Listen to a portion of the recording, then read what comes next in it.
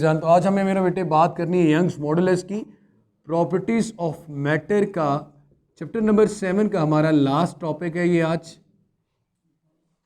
बहुत आसान है, कुछ खास मुश्किल नहीं। जैसे कि इस टॉपिक को स्टार्ट किया था, हमने कहा था कि इलास्टिसिटी का हरगिज मतलब ये नहीं होता मटेरियल सॉफ्ट हो। इलास्टिसिटी का मतलब कोई मटेरियल कितना ज्यादा हार्ड होगा, इलास्टिसिटी उतनी ही ज्यादा होगी। क्योंकि मेरे बेटे इन जनरल अगर मैं इलास्टिसिटी की बात करूं तो मेरे बेटे कल भी आप लोगों से ये चीज डिस्कस की थी कि elasticity actually it is a comparison between stress and strain. और ये जो कांस्टेंट फैक्टर आता था ना आपके पास हुक्स लॉ में, वो constant factor is called the elasticity, is called the elasticity. Stress over strain, कि आप जितना स्ट्रेस अप्लाई करोगे बॉडी पे उतना ही ज्यादा स्ट्रेन पैदा होगा। इलास्टिसिटी पे कोई फर्क नहीं पड़ता। आप लोग बिल्कुल बेसिक लेवल पे पढ़ रहे हो तो ये चीज याद रखना। लाइक अगर मैं वैसे करता हूं ए और बी दो क्वांटिटीज हैं, ए और बी दो क्वांटिटीज दोनों एक दूसरे के डायरेक्टली प्रोपोर्शनल हैं कि ए के बढ़ने से बी भी बढ़ेगा और ए के कम होने से बी भी कम होगा।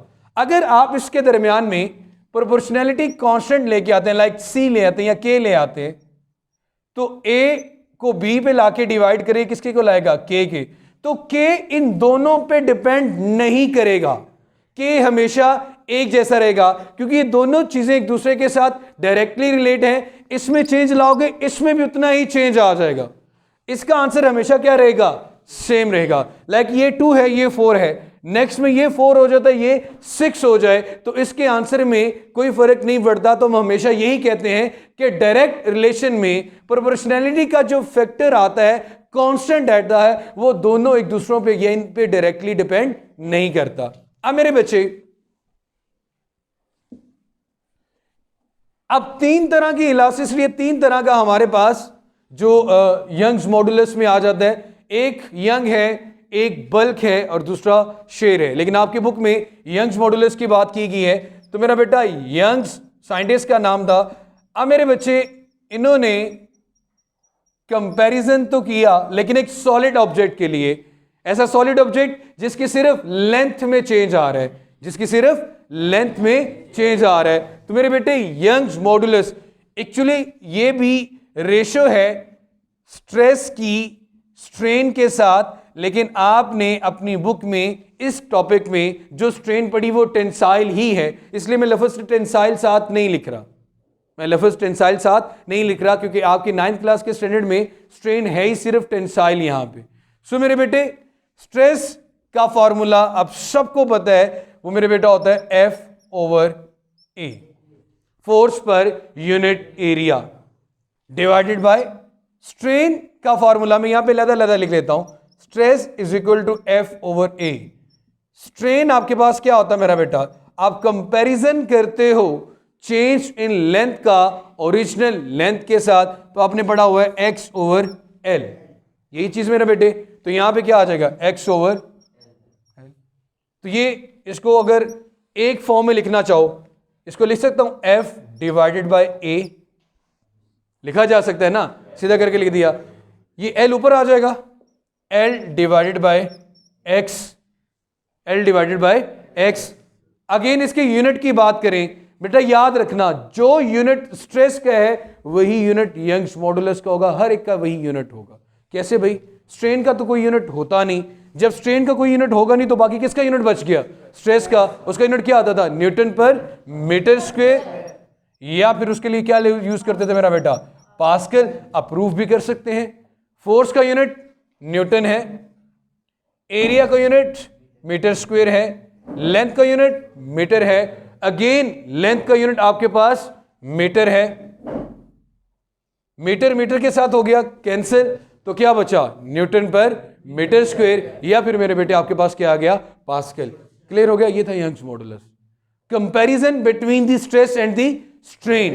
एंड विच स्ट्रेन, मैं वैसे बता रहा हूं, ये टेंसाइल स्ट्रेन है कि अगर ऑब्जेक्ट पे स्ट्रेस अप्लाई करने से उसकी सिर्फ लेंथ में चेंज आ रहा है ओनली चेंज इन लेंथ, ना एरिया की बात की, ना वॉल्यूम की बात की, ना शेप की बात की, ओनली चेंज इन लेंथ। अगर आप स्ट्रेस का कंपैरिजन करते हो कि कितना स्ट्रेस अप्लाई करने से कितना लेंथ में चेंज आ रहा है, तो मेरे बेटे वो आपके पास क्या होता है, यंग्स मॉडुलस।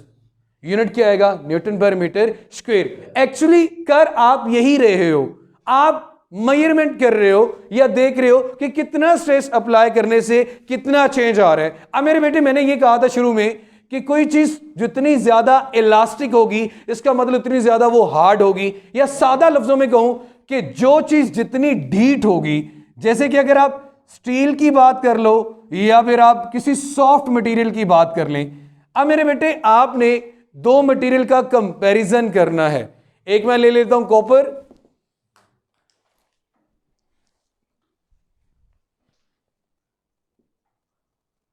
दूसरा मेरे पास है सॉफ्ट आयरन।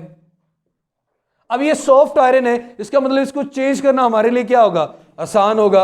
या यहां पे कोई और मेटल ले लें, कोई भी मेटल ले लेते हैं आप। अब आप खुद बताएं, जो चीज जितनी ज्यादा डीट होती है उसमें चेंज लाना उतना ही क्या होता है, मुश्किल होगा। इसका मतलब इसमें चेंज लाना मुश्किल होगा तो उसका स्ट्रेन भी क्या आएगा, कम आएगा। जब इसका स्ट्रेन कम आएगा तो इलास्टिसिटी का आंसर क्या आएगा, ज्यादा।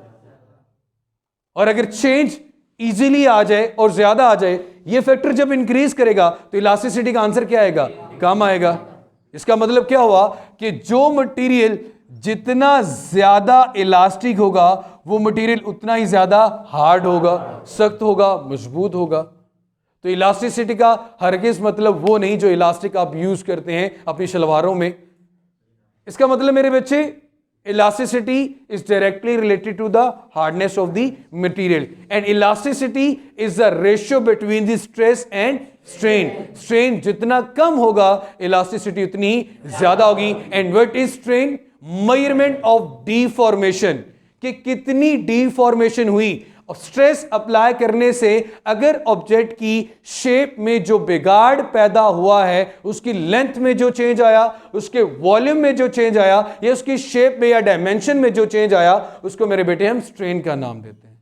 क्लियर हो गया मेरी जान? आज के लिए मेरा बेटा अब ये आपका जो चैप्टर नंबर 7 है प्रॉपर्टीज ऑफ मैटर का, ये आज कंप्लीट हो जाता है। इसके बाद इंशाल्लाह हम बात करेंगे थर्मल प्रॉपर्टीज ऑफ मैटर, जो कि चैप्टर नंबर 8 है। अपना बहुत सारा सा ख्याल रखें। चैनल सब्सक्राइब नहीं किया हो तो MM नज़ीर चैनल को भी सब्सक्राइब कर लें। अल्लाह हाफिज़।